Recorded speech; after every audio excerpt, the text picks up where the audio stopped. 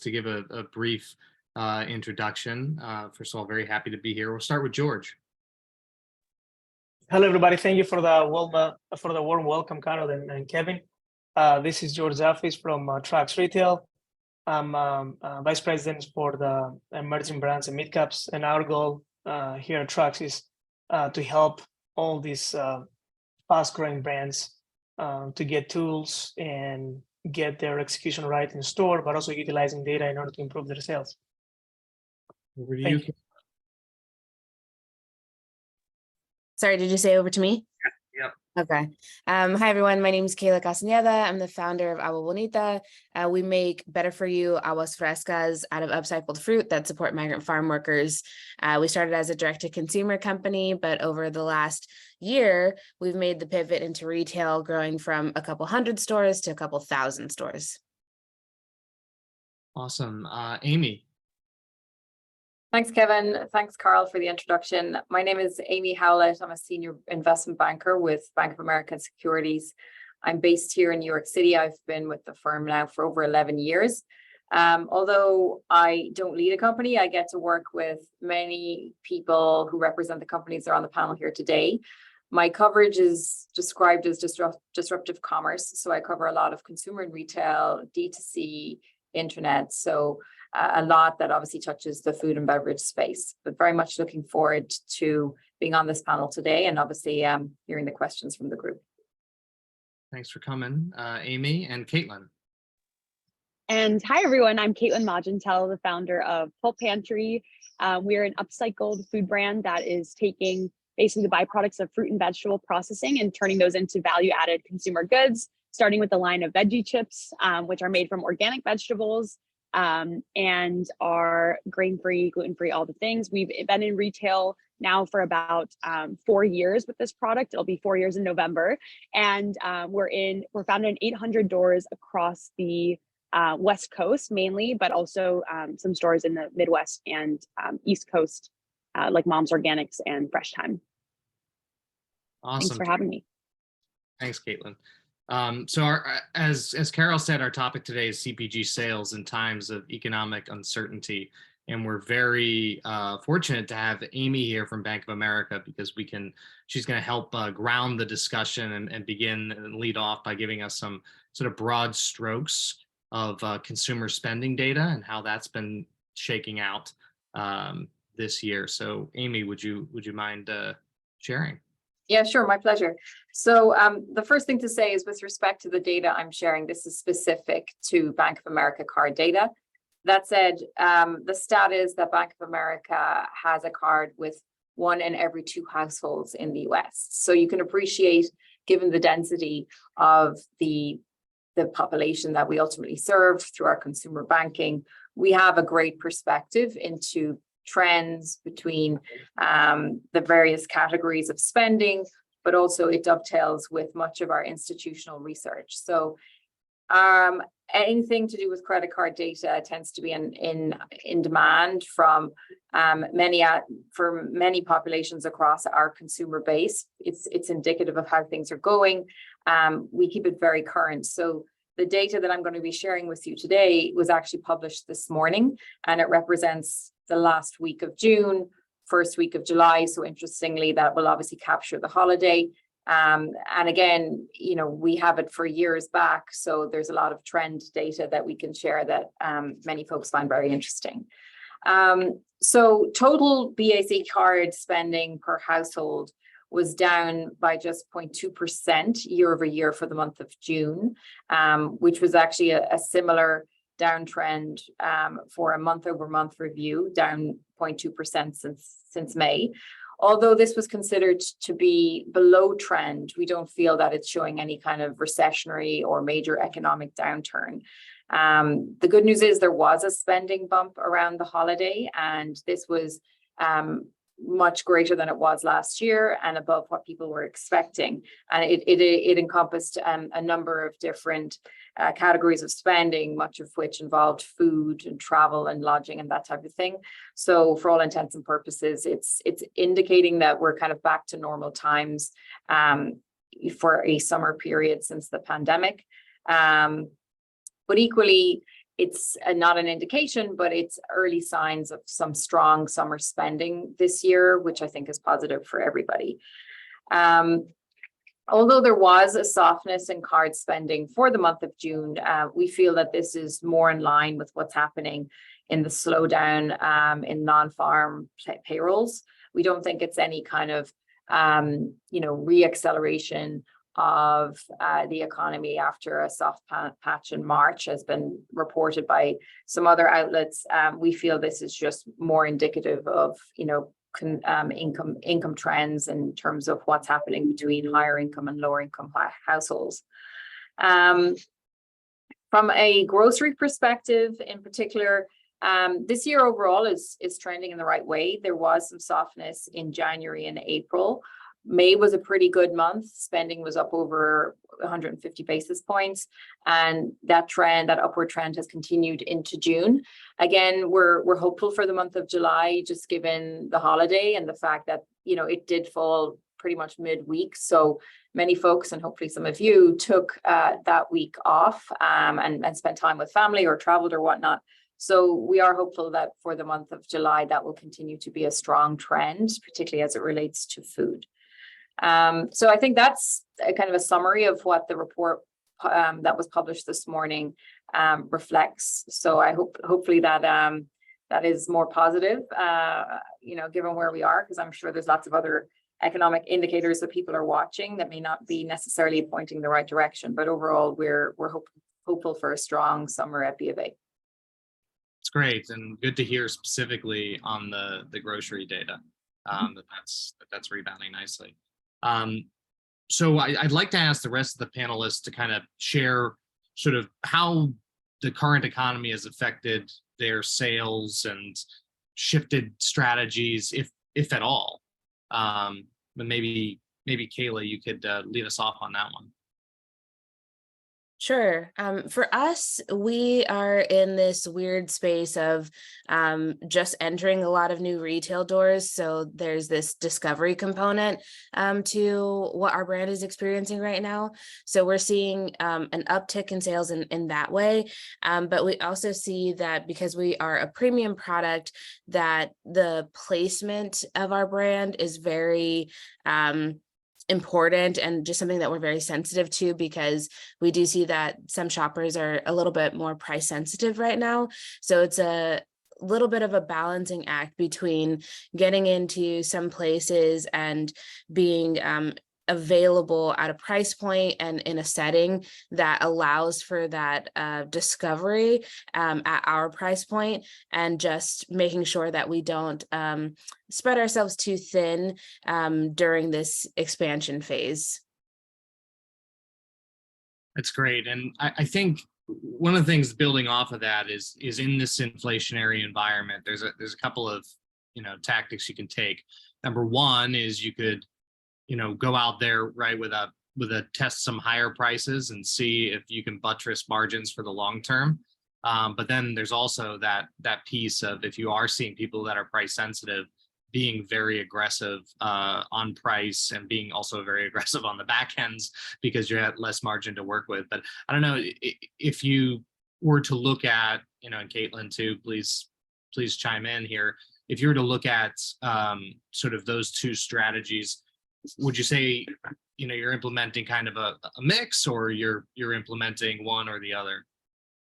I think for us, we are already a premium price, so we are not trying to kind of rise from there. I think we're kind of set at where we're at right now, and for us, it's really just like a mix of channels more for us to test instead of testing our price so much. I think eventually the goal, I think for most CPG brands, I won't speak for everyone, but I think for most, is to get to a price point that is actually even more accessible for more folks. So that way you can spread even more. So for us, it's really just staying at our premium price point right now and stress testing that price point rather than, trying to move it too much. And I'm always, doing some promos here and there to see, what the appetite is like, but we're kind of holding steady. And I would jump in to say, yeah, we've been definitely going a little bit more aggressive, I would say, on pricing promos, and especially with regards to, we were doing demos in stores, and that's always been a key part of our retail launch strategy, but going even deeper on the discounts that we're giving during demo periods. So for example, we're giving out buy one, get one coupons to customers now, because I think, not only are we able to move a couple units off the shelf, but also being able to express to consumers that, hey, this is basically half the price of what it would normally be. So that's been really important for us, just to kind of drive, I think, that initial adoption and trial. And we actually have started working with some geo-targeting.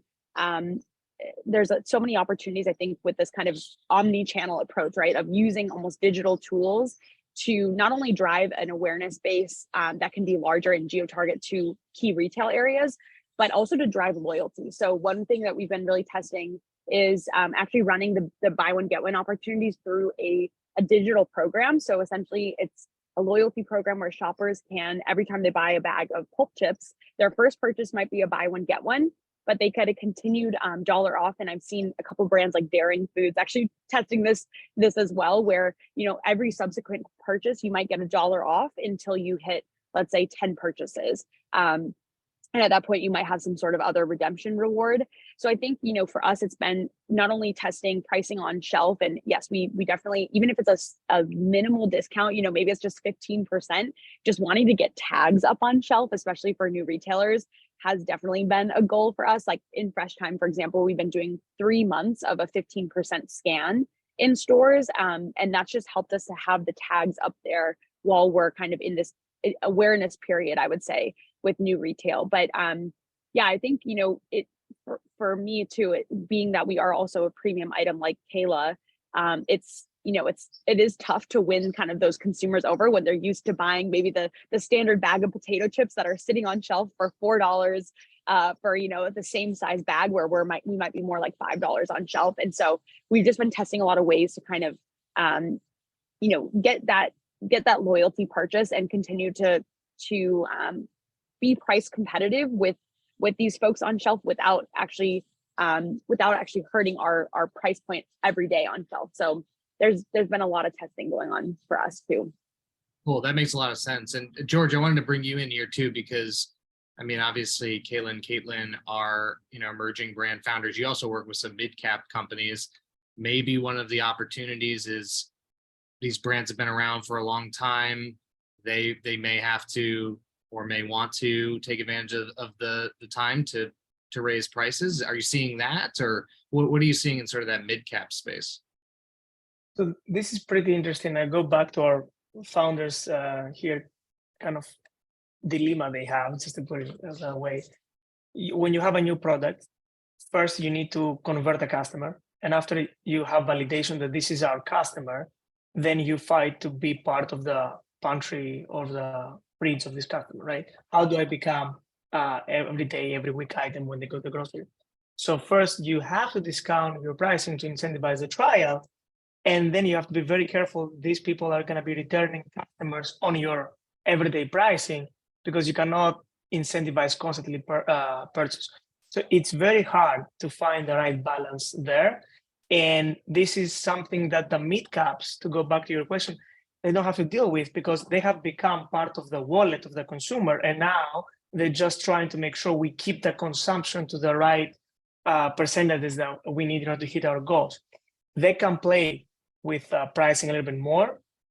But if you see even the large players, and this is public news, when you see like the Pepsis of the world and the Cokes of the world, they raise a lot their prices, and then they have also started seeing that they start hitting some slowdown in their consumption. So they're also testing now the limits between consumption and pricing. But when you get to the emerging brand, for them it's important to first convert, and then I think a good product will find their way, to the everyday cart of the consumer.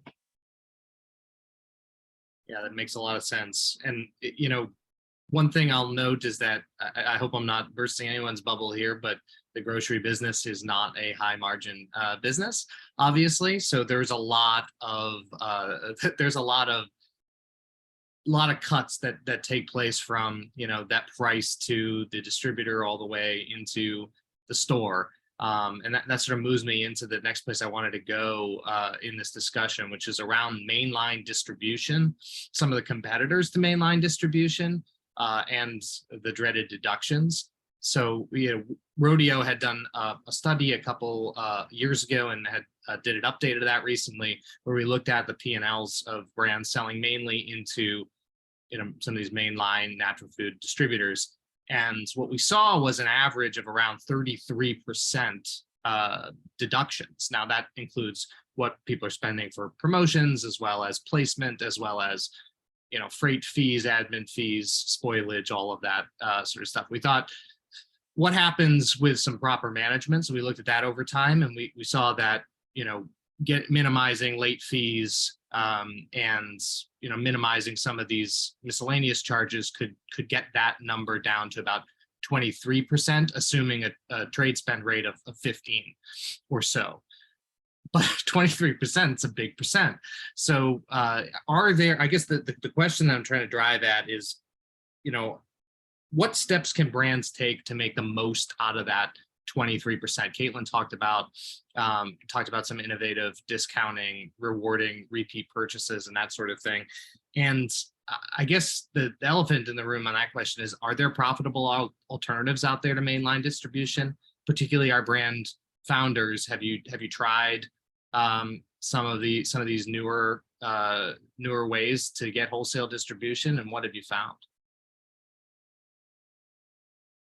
Well, right now we're still trying out a mix of distribution partners. I mean, we still have, the main lines and the, UNFIs and KHEs and whatnot. I think at our stage, it's kind of something that you have to do. At least that's my stance. If you want to grow into some of these, retailers that can really help spread your brand. But we are also looking and use some geographic DSDs. And also we try to ship direct as much as we can. So for us, like a big part of our strategy is having a geographic focus, even across different retail channels. So that way we can really try to test out different distribution methods and even ship directly if we can, to help with some of these expenses, because I mean, it adds up very, very quickly. Yeah, I would say, for us also, we are super focused on kind of the broadline distributors and growing the partnership with them. But I have a lot of friends who refuse to do business with some of the broadline distributors just from past experiences or whatnot, where, I think exactly what you're talking about, Kevin, where it just, they weren't making money off of their sales, and they were finding that their deductions were so lofty and also unpredictable that it just became, especially for bootstrap brands, ones that don't have, deep pockets, that can be a really vicious cycle, I think, working with some of these broadlines, especially as an emerging brand. So I do think there are some interesting retailers that, don't utilize broadline distribution. Like I would say, Target, of course, is a key one where you can ship direct to Target stores and work with their freight program. And, I think there are ways that in the beginning stages, it can be really advantageous to, like I would say, also Whole Foods through the local program, for example.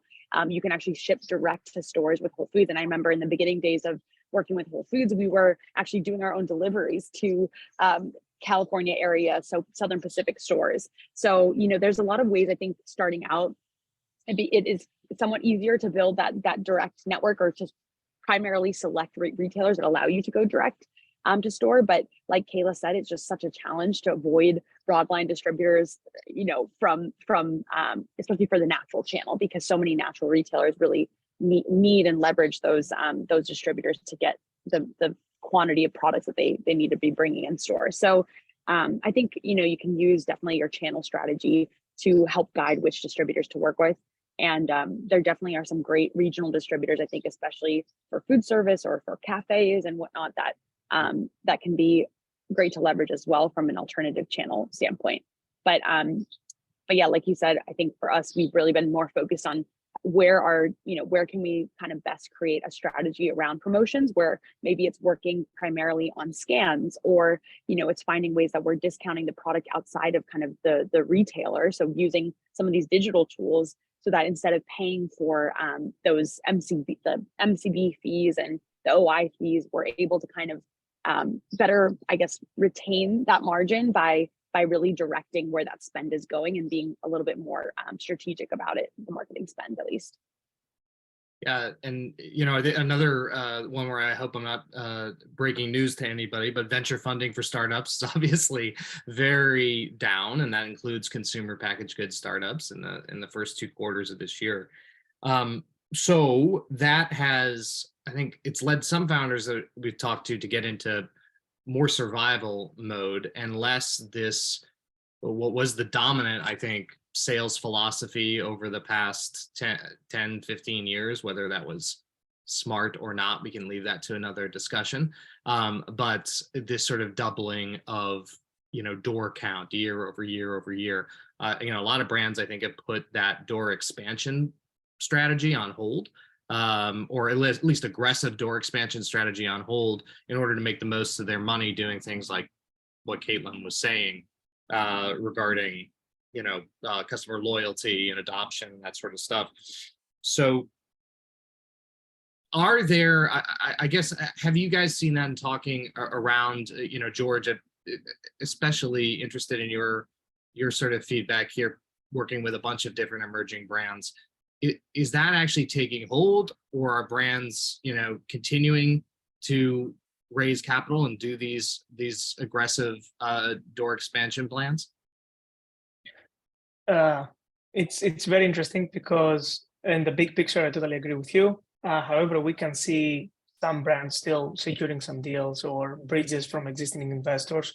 I think then when you are in a situation like that, you should have a very serious conversation with your existing investors and go to them with the opportunities that come up. For example, if you have a very large retailer that they're very anxious to get you in and they believe you can succeed there, is with the right partners, and that's what we do. You can go back to the investors with a plan that can show the ROI. You can show how you can invest the funds you can raise for them, and basically make a micro business plan just for this retailer.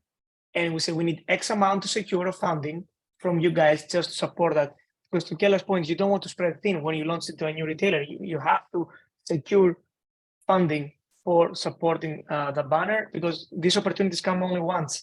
And maybe some people have done it twice, but you're not going to have many opportunities. So my advice is work with your current investors or new ones, create a business plan at the retailer level.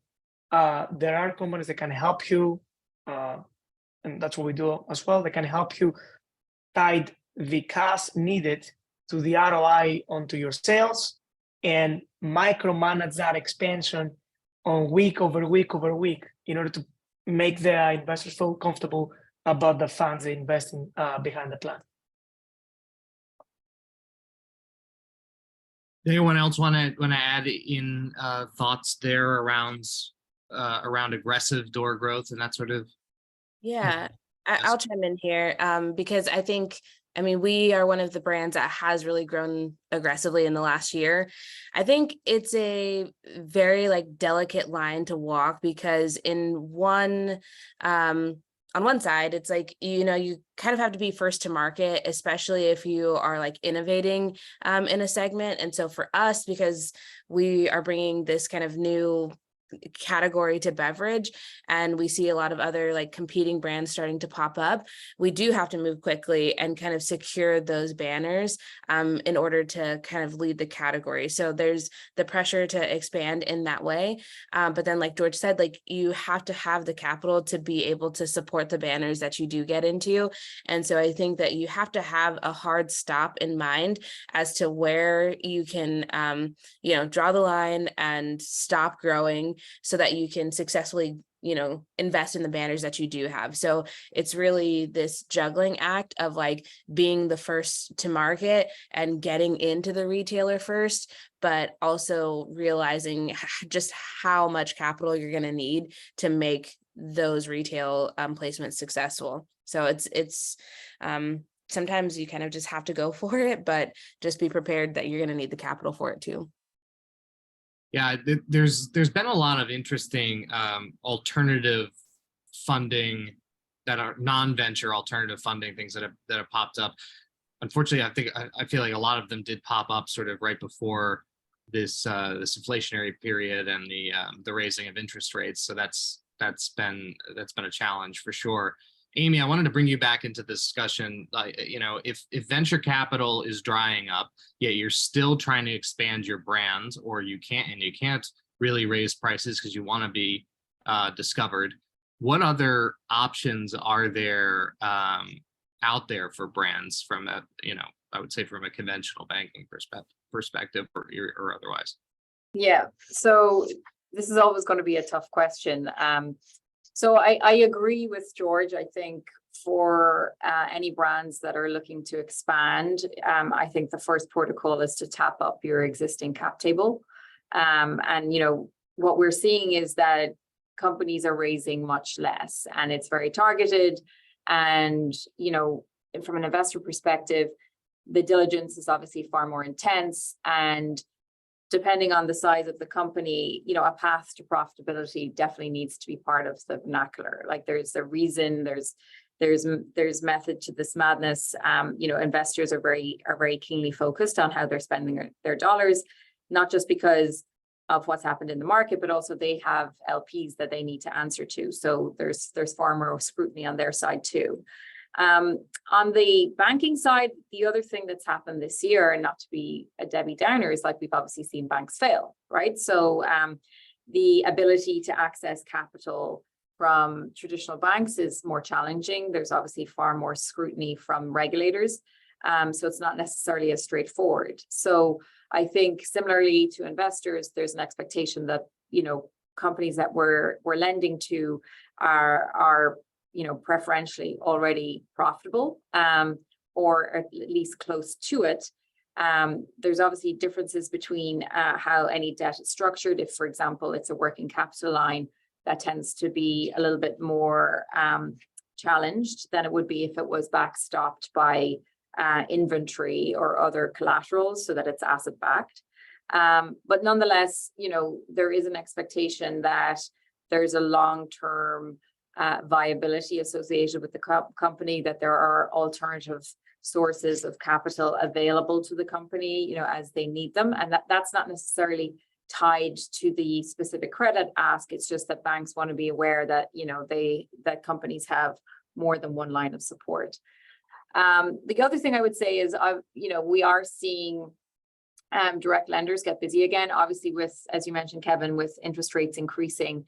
There was somewhat of a slowdown in terms of the availability of credit, but we are seeing more and more direct lenders get involved. Like at Bank of America, we have relationships with some shops that we like to be able to refer business to, for example, or not necessarily refer, but at least point people in the right direction. So they are getting more creative in terms of how they're structuring deals. I would say that's the same with investors. There are, for any company that is successful in raising capital, quite often there's a structure associated to that transaction. But that is also a feature of the market. But obviously, the expectation is that the interest rate is going to be much higher than it would be at for bank debt.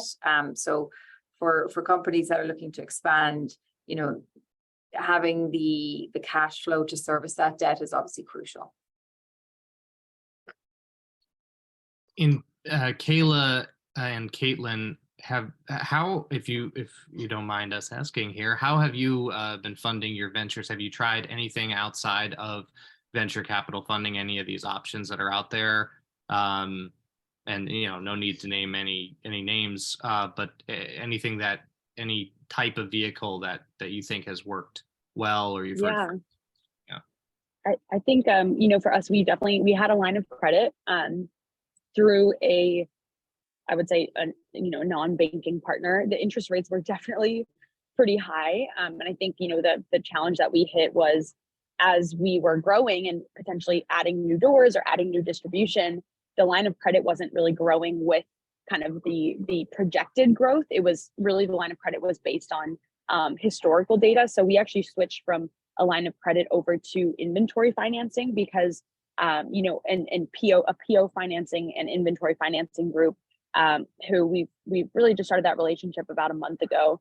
But really the key difference there was their willingness to grow with us. So as we're growing new distribution or new retail and kind of paving the journey of what this is going to look like, 3-6 months down the road, they're really able to scale up or down based on your needs. And of course, extend kind of the, I guess, the payback cycle for suppliers and for, of course, our co-packer as we are growing. So that ended up being a better solution for us. Again, all of these solutions that we've really interviewed and found, I mean, the interest rates are very high right now. So it does come at a cost, but I think, managing cash flow and runway is obviously the most important thing. So having a partner that really will be able to grow with us and scale with us over time has been just really essential and kind of been at least a safety to leverage so that we're not using kind of growth capital or investor capital really for the working inventory needs. And so I think, having that 1-2 punch has been really crucial. And I, in the past, have had many issues with, the cash flow cycles of this business and trying to maintain really a bootstrapped, budget while also growing into new accounts. And I just think that without kind of that working capital partner, it can be super difficult and can lead to a lot of issues with out of stocks. And of course, even missing set dates with retailers, which we've gone through in the past too. So I think it is important to explore some of those other opportunities. Yeah, actually, we are right in the midst of looking for like a PO financing partner. So Kayla, I might have to talk to you offline after this, but we're, just right in the same stage of life. Great. No, that's really helpful. In terms of sort of staying lean and managing that runway, lengthening that runway, George, I wanted to ask you in particular about data and sort of what is the role that data plays in helping CPG companies be lean, particularly around things like optimizing their marketing strategies or adapting as consumer preferences change, as we've seen them swing wildly. Obviously, like the growth in private label, grocery, particularly at conventional retailers, has been quite interesting to watch over the last several years for me. But yeah, how do you see that role in helping founders? I would start by saying that you are not too small to start working with the data. And some people believe that, but I don't anymore. I think the new founders are getting, on top of that immediately. I think, data is going to drive your business. Now, on the specific question, first of all, we get so many calls and emails from partners that they're telling us, my retailer keep increasing the pricing. I have no control of what's going on. I just see walk into stores and I see my prices going up. And we say okay, number one, data can help you to understand that. You need to find out what's the actual pricing you have at the shelf, per region, per banner, per channel. Number two, then you really quickly, you can understand what the category goes. So data can help you understand, okay, I am number 3 in my category. What's then pricing for the number 1 in my category and how they go about it? And should I adjust? Is my overall strategy for pricing and offering correct? Then promotion. You need to be aware, you need to have data. First of all, if your promotion is being executed correctly, just to let you know, just 20% of bad execution can affect heavily your sales. Because if your promo doesn't go on time in all the stores you have planned, your buyer is going to see, and you're going to see substantial change in the pricing, in the sales you have forecasted. So you need to make sure your promotion is being executed. You need to see what the other people are, the other companies are doing at the shelf. Are they on promo as well? Are they doing IRCs? Are they doing BOGOs? So definitely data can help you with that. And I'm not going to walk past the most important thing. Data can help you understand if the product is on the shelf. And that is always key. Nobody's going to buy your product if it's in the back room, despite if you have the great pricing or despite if you're on promo. So let's don't forget the fundamentals as we're going after sales and inflation. So definitely data can give you a very good understanding about all the 4 P's of marketing and make sure the product is going to scan through the register.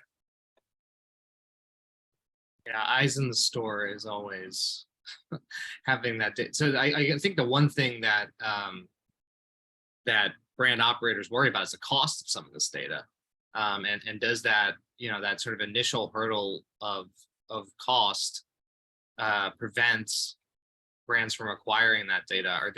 Are there sort of, use some things in the past, but are there quick and dirty ways of like getting your hands on data?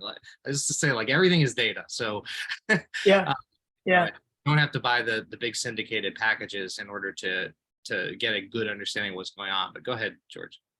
Something that we work right now. It's a very, very interesting question, because here at Trax, we saw that early in 2023, and we, using our volume in our super marketing business we have, in order to capture data for very, very, very affordable prices by utilizing shoppers being in store. And for us, that's the leading, I would call it, product walking into 2024, because basically right now we're making data accessible with very small cost to emerging brands and midcaps, and then eventually we're able to help also with the fixes in a very affordable cost. So there's so many different ways out there using technology in order to collect data to sell. And I think that's our key investment for 2023 and 2024 here at Trax. Great. I wanted to call out to our viewers here. If you do have any other questions for our panelists, please drop them in the Q&A function, and we'll see if we can get to a couple of those.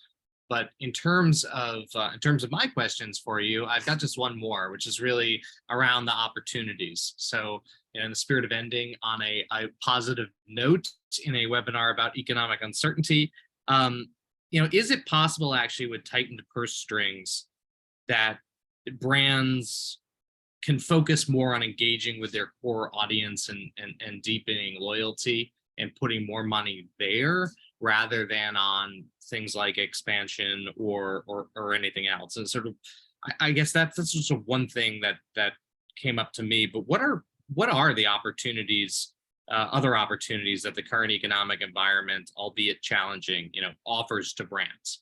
And what are the best ways that you guys think to take advantage of those opportunities today? And I would love to hear from, just some brief words from everybody if we can. But Kayla, do you want to get us started? Yeah, I mean, I think that for better or for worse, times of economic uncertainty push you to be as creative as possible. So for us, it really is starting to think about how do we talk to our core consumer more and more creatively, and how do we just drive that loyalty, and where can we find very fun, low cost ways to get them as engaged as possible, so that way we can kind of ride through this time. Because I think that we're seeing a time in the market where even if you can just survive as a brand, that's going to be much more than a lot of other brands can say. So for us, it's about, getting as creative as possible from how we did in the very, very early days. Awesome. Kaitlin, did you have anything? Yeah, happy to jump in. I think, the spirit of consumer packaged goods is, and at the end of the day, this is a category that is affordable luxury in some ways too. And I think really celebrating the fun and uniqueness of, of course, in a period of inflation, spending might be down on premium items, but at the same time, grocery sales aren't going anywhere. People got to eat. And so I feel like finding ways to just really to bring kind of that lightheartedness, hopefully in a period where a lot of consumers are really struggling. For us, what that's looked like is just getting really creative with, I think, again, some of these loyalty programs and whatnot, places where we can really reach our target audience and kind of, like you said, deepen those relationships, track loyalty and invest more in building loyalty. amongst our consumers. And then, yeah, I mean, I think, hopefully for premium CPG in general, health is still something that people really care about, and wellness. And so I think we're in a really lucky position that, we still have, we still have the grocery presence that isn't really going away in these categories. So yeah. That's great. A couple of questions are coming in, so I wanted to, and they're both sort of around direct to consumer sales and leveraging direct to consumer sales to sort of grow in retail. Is that something that, George, you've helped brands with, or I'm not sure the origin, Kayla or Kaitlin, of where you guys started selling? Was it in retail or was it online? And if you have any life examples, but yeah. I mean, first of all, you have to separate into different categories. The first is, how do I get into retail by using my direct to consumer? Number two, how do I enhance my retail sales by direct to consumer? On the first group, it's key. We have so many brands. They had millions in sales in direct to consumers or via Amazon. They went back to regional retailers or even major retailers with the data from the zip codes of the deliveries they're doing every week and every month, and spend these brands are doing. And they're much easier for them to open a new retailer, because basically you tell them, guys, I'm already delivering X amount of products in the same zip codes that your stores are. There is brand awareness, and that is key. Now, the second component, which is about enhancing the existing retailers, that's where it gets tricky. You're gonna have to start align your social media, website, and other platforms out there that are trying to blend that in under one umbrella in order to not cannibalize your sales into retails, because you have certain goals you need to keep, and also drive some of the direct to consumers that doesn't make sense to them. I have seen successful results when you are driving consumers from your direct to consumers from your website or sales you do from social media into stores. When number one, you have some exclusive SKUs in certain retailers. It's going to be very helpful. It's a no-brainer. Someone that likes your product, you can drive them over there. Number two, different packaging or different sizes. For some retailers, you provide them like certain type of packaging and sizes, so it makes more sense for them to go in and get it there. And for sure, you can play with some promos there that goes across the different channels. Again, you have to be very careful to not cannibalize your consumers and do not make the retailers a little bit worried. I know that brands are trying to put QR codes inside the packaging and say, if you want to buy more, get this discount and do that. Everything is fine. The only good thing is with when you blend these two, you can measure your direct to consumer output. It's all measurable. So you can make really quick decisions and change as you go if you don't feel comfortable with where the direction goes. But for everybody in this discussion today, the first group I would say is number one. If you have direct to consumer sales, go and open accounts using them. And to Kayla's point earlier, make sure you have the capital when you open them to support them. I would love to jump in here too, because I think, there are a lot of ways, like through direct to consumer sales, using tools like no commerce is a really good one that both, and honestly, what we do is both pre-purchase and post-purchase. We actually survey our customers. How did you find out about us, of course, and all these kind of parameters, what made you want to purchase the product? But post-purchase might look more like, what are other retailers locally that you would want to find us in? Or, what would be like, would you come back to purchase and why? And kind of just surveying so that we get a better sense for like, what is loyalty going to look like? What are the retailers locally where customers want to see us and find us? And that data is super helpful also to answer another attendee's question. That data is actually so helpful to also pass on to your potential retail partners to say, hey, we have customers that are directly asking to find us in your stores. And, especially when you've collected their emails, doing big blast launches, of course, when you launch a new retailer, tell your existing customers, you can now find us in store and really activate them. So not just you can find us in store, but also hey, become one of our like first 100 customers in the store, and maybe there's a reward or some sort of program that you can offer them to refer other friends in their communities as well. So trying to find ways to deepen that, find those first 100 fans for each retailer. And then I would say also, leveraging kind of post-purchase surveys to really direct people to help guide your retail strategy. Those have been two really, really good ways. And then of course, last, I think I would shout out to programs like Aisle, and we're using one called Mammoth Media and VTags to do like the QR code program, and actually through an SMS program running the loyalty receipt scanning. So the cool thing is the data we get back, we get both what is the basket analysis for this customer. You only get first party data, so you're just getting their phone number. You might not know necessarily demographics for this person, but you can definitely survey those customers. Hey, get another $1 off if you complete this 2-question survey with some demographic data, or repurchasing data. And I think just incentivizing people to be submitting receipts so that you can start to gauge what is kind of the chance that every customer we bring in is going to repurchase. So those are just some different tips and tricks that we've been playing around with.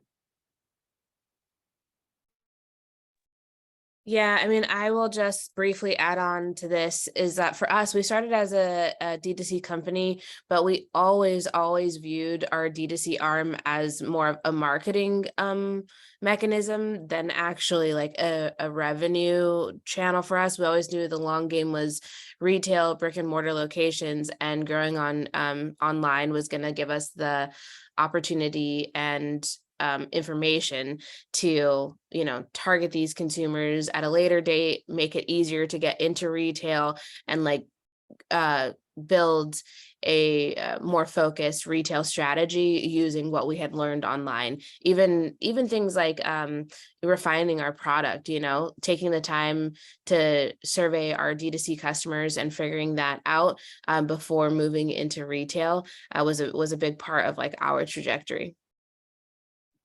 That's really helpful. Thank you guys for that. And I think we have time for one more here, and this one I think is really interesting. I think we often talk at Rodeo to brands who are just getting started, and one of our listeners here has asked, what advice would you give emerging brands trying to enter retail right now? And I would sort of expand that to what kind of advice would you give to someone who is starting their CPG journey now during this, period of economic uncertainty? I'll put that one to Kayla. Yeah, I mean, Oh, sorry. go ahead, Kayla. We started in 2020, mid-pandemic, so I think that there is always an opportunity to kind of make the most of times like this. I think it just is going to force you to really take a better look at like your margins and your cost of goods, all of the things that really like make a business a good business.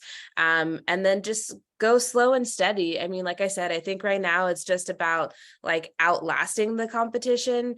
And so, don't be in a rush to take on something that you're not ready to take on, because if you can just stick around for the next, 6 months to a year, you're going to be ahead of the competition. And I would jump in just to say building deeper relationships with suppliers has been huge, because, if you have loyalty with a supplier, and you are pushing on them on price, obviously they want to keep your business, especially if you've been a good customer of theirs. So I think with regards to ingredients or freight or, some of the different providers that we work with, it's been really a big focus on, hey, like we're seeing costs rising. We want to keep our price point on shelf the same. Like, what can we do to work together on price? And I think a lot of that has gone back to working out different freight programs. Can we do a master PO, a larger PO that we can pay back over time? So that way we're cutting down on some of the incremental costs of getting, raw materials to our providers and our facility. And then with regards to packaging, we've been working a lot on compostable packaging. And it's been really interesting just to see, there's a lot of I feel like there's just a lot of middlemen, of course, in our industry. And so finding ways that you can go direct to a supplier and build that direct relationship can cut out some cost as well. And so I think, there's those are just a couple of the tactics that we've tried. And I think always loyalty, gets rewarded. And I think especially in really tough periods, like your suppliers really want to see you succeed. And of course they want you to be around for a long time.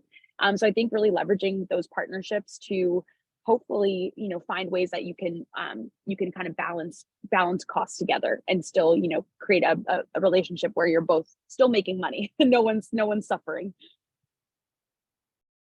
Yeah, and one thing that I'd like to say, maybe Amy, if or George, if you have some closing thoughts on this, is that the natural products industry has grown year over year consistently since I've been there.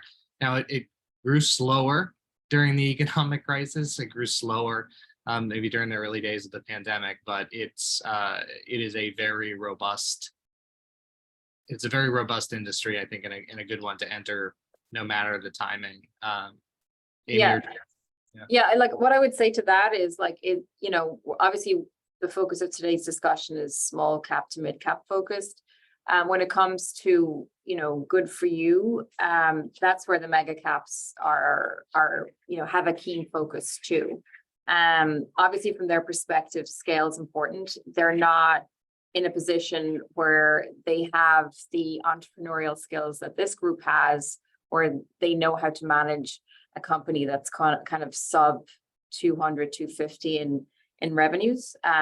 They just, it's very much a plug and play mentality from their perspective, and that they're looking for brands that they can add that clearly perform well across a number of channels, but ultimately can just easily migrate into their ecosystem and continue to scale and be successful.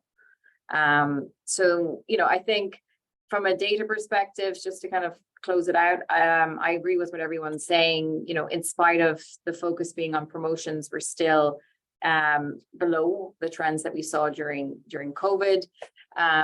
In spite of there being some moderation, food at home inflation remains high. And at the same time, in store, there's a big focus on private label brands, as you've said, and pricing, remains a keen focus. But the other thing when it comes to the large retailers is that given what's happening in the economy, given where interest rates are, working capital is a huge focus for them. So inventory management, as a result, is a top priority. And given the size and scale of some of the companies that we've heard from today, the luxury is you're not having to deal with those types of headaches. You're still able to focus on growing your business.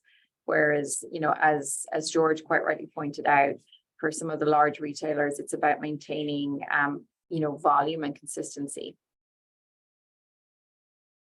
Yeah, and thank you for that, Amy. Kevin, to your point, I think what this community is trying to do at the end of the day is to make the good for you natural products more accessible to the everyday consumer. And there's a lot of work to be done. Despite the big growth, still these products are not available to everybody.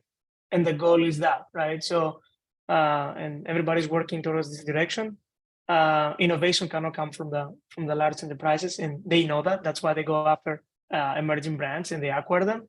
So this is the goal. I think that it's proven that this community can grow good brands and provide to consumers good for them products. And despite the good or the bad, we keep going. That's what it is. Well, thank you all for a really enlightening discussion. That was great. Carol?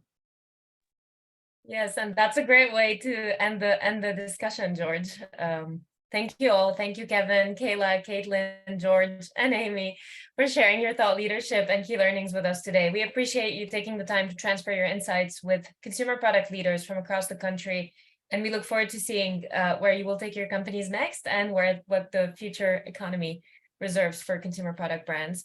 I would like to thank once again Trax Retail for collaborating with us on this webinar. As a reminder, we will share the recording once it's available.